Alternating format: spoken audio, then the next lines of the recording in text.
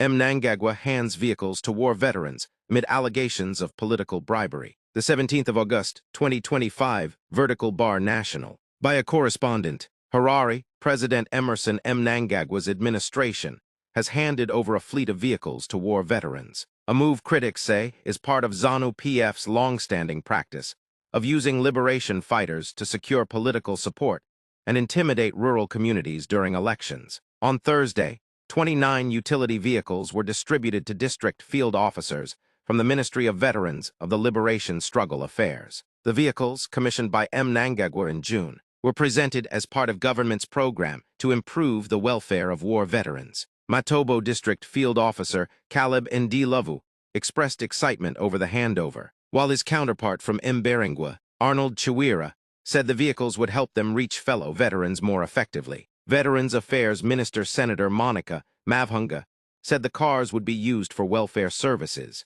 project monitoring, hospital visits, and school attendance verification for dependents of war veterans. She said the ministry's presence would now be more visible and felt in the communities. However, observers note that such allocations often carry political undertones. Since the early 2000s, ZANU-PF has routinely provided material benefits to war veterans, including land, farming inputs, and vehicles, in exchange for their loyalty during election periods. War veterans have historically played a central role in rural mobilization, often accused of voter intimidation and violence, particularly during the 2000 parliamentary elections and the 2008 presidential runoff. Analysts argue that this latest handover is less about recognizing the sacrifices of liberation fighters and more about consolidating Mnangagwa's political base at a time when the ruling party faces internal divisions and declining public support. For many villagers, the presence of war veterans driving government-funded vehicles